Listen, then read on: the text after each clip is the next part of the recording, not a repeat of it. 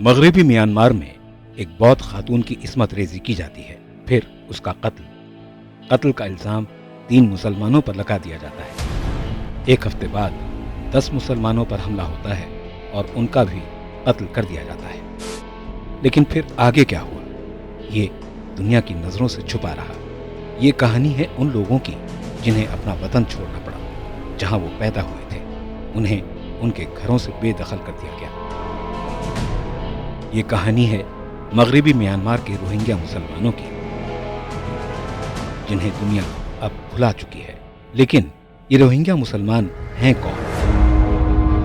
یہ جاننے کے لیے آپ کو ان کی تاریخ کا رخ کرنا ہوگا۔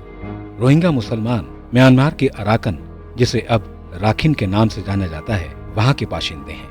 علاقے میں رہنے والے مسلمان اقلیت میں ہیں۔ اراکن میانمار کی مغربی سرحد پر واقع ہے۔ بنگلہ دیش، جو کہ پہلے بنگال کا حصہ تھا، اسی سرحد کے پاس ہے۔ اس وقت کے راجاؤں نے خود کو مغل حکمرانوں کی طرح سمجھنا شروع کیا۔ یہ لوگ اپنی فوج میں مسلم خطابات کا استعمال کرتے تھے۔ سال 1785 میں برما کے بودھ لوگوں نے ملک کے جنوبی حصے اراکن پر قبضہ کر لیا، اور اس وقت روہنگیا مسلمانوں کو یا تو علاقے سے باہر کھدیڑ دیا گیا یا ان کا قتل کر دیا گیا۔ سن 1824 سے لے کر 1826 تک چلی اینگلو برمیز جنگ کے بعد 1826 میں اراکن انگریزوں کے کنٹرول میں آ گیا۔ تب انگریزوں نے بنگال کے روہنگیا نسل کے مسلمانوں اور بنگالیوں کو اکسایا کہ وہ راکھن میں بسیں۔ اس بات سے مقامی بودھ راکھن لوگوں میں نفرت کا زہر پنپا، اور تبھی سے نسلی تعصب اجاگر ہوا، جو اب بھی جاری ہے۔ اقوام متحدہ کی ایک رپورٹ میں کہا گیا ہے کہ روہنگیا دنیا کے ایک ایسے اقلیتی لوگ ہیں جن کو مسلسل ظلم کا شکار بنایا گیا۔ برما کے فوجی حکمرانوں نے روہنگیا شہریوں کے سارے حقوق چھین لیے۔ یہ لوگ سنی اسلام کو مانتے ہیں، اور ان پر سرکاری پابندیوں کی وجہ سے یہ لوگ پڑھ لکھ بھی نہیں پاتے۔ 1991 سے 1992 میں دمن کے دور میں قریب 2.5 لاکھ روہنگیا بنگلہ دیش بھاگ گئے تھے۔ اس سے پہلے ان کو فوج نے یرغمال بنا رکھا تھا۔ فوج نے ان لوگوں کا قتل کیا اور بڑی تعداد میں خواتین کی عصمت کو تار تار کیا، اور آج بھی یہ انہی زیادتیوں کا شکار ہو رہے ہیں۔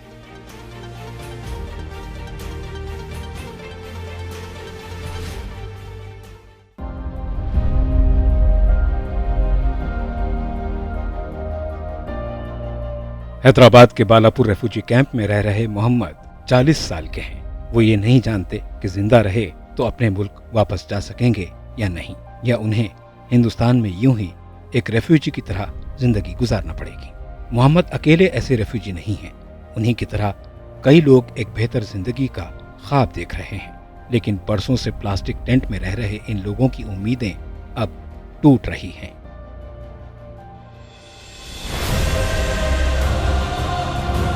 کہنے کو تو یہ ریفیوجی کیمپ ہے، لیکن اس کی حالت بد سے بدتر ہے۔ کبھی جب آپ کو ان ریفیوجی کیمپ سے گزرنے کا اتفاق ہو تو یہ کیمپ کسی سلم بستی سے کم نہیں لگیں گے۔ ان کیمپوں میں نہ تو پینے کا پانی ہے، نہ تو بیت الخلاء کی سہولت۔ کئی خاندانوں کو ایک ہی بیت الخلاء دیا گیا ہے۔ کسی کے بیمار ہونے پر نہ تو ٹھیک سے علاج ہو پاتا ہے، اور نہ ہی دوائیوں کی سہولت مل پاتی ہے، نہ ہی بچوں کے درس و تدریس کا بندوبست ہے۔ کانفیڈریشن آف والنٹری آرگنائزیشن یعنی کووا نامی تنظیم کا مقصد ریفیوجیوں کی مدد کرنا اور ان کا خیال رکھنا ہے، لیکن یہ لوگ اس تنظیم سے بھی کافی ناراض ہیں۔ دوسری جانب یہ ریفیوجی ہندوستانی سرکار کا شکریہ بھی ادا کرتے ہیں۔ 98% روہنگیا مسلمان پڑھے لکھے نہیں ہیں، جس سے انہیں نوکری ملنے میں بھی کافی پریشانی ہوتی ہے، اور ہندوستانی زبان کا علم نہ ہونا بھی پریشانی کا سبب ہے۔ زیادہ تر لوگ کنسٹرکشن سائٹس پر مزدوری کا کام کرتے ہیں، لیکن ہفتے میں کبھی 2 یا 3 دن ہی کام مل پاتا ہے، جس سے اپنے اہل خانہ کا پیٹ بھرنا ان کے لیے کافی مشکل ہو جاتا ہے۔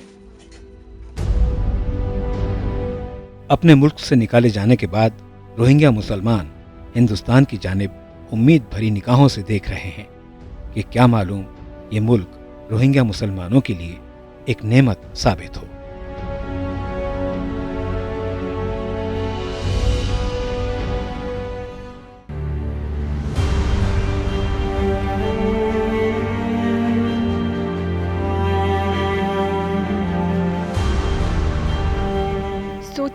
अगर आपको अपना घर छोड़ना पड़े, आपका शहर या आपका मुल्क, और वो सब जो कल तक आपका था। तकरीबन सभी रोहिंग्या मुसलमानों को ये सब छोड़ना पड़ा। ये हकीकत है, वो भागते हैं अपनी सरजमी छोड़कर और सरहद पार कर दूसरे मुल्कों में अपनी दुनिया तलाशते हैं। उनके घर उनकी आंखों के सामने जलाए जाते हैं, लोगों को बेरहमी से कत्ल किया जाता है, औरतों की इज्जत को बेआबरू किया जाता है। लेकिन इनमें से कुछ रोहिंग्या मुसलमान हिंदुस्तान के अलग अलग रियासतों में बसे हैं।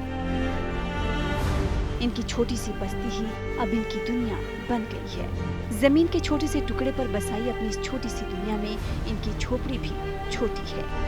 अब जान का खतरा तो नहीं है, मगर दिल में अपने वतन लौटने की उम्मीद जरूर है। इनमें आपको अनसुनी दर्द भरी कहानियां सुनाई देंगी। उनकी आंखों से सूख चुके आंसू इनकी बेचारगी का सबूत देंगे। आज भी रोहिंग्या मुसलमान जंग लड़ते हैं, लेकिन 2 वक्त की रोटी की खातिर। हम जानते हैं कि खुदा ने हमें वो ताकत दी है जिससे हम अपनी मोहब्बत के जरिए इन मजलूमों के दुख दर्द को बांट सकते हैं और इनकी जिंदगी में खुशी के रंग बिखेर सकते हैं। तो मदद करें और दुआएं भी, क्योंकि हम मानते हैं कि दुआएं वो चाबी हैं जो खुदा के घर तक जाती हैं। आपकी मदद इनकी दुनिया बदल सकती है और इनका मुस्तकबिल भी।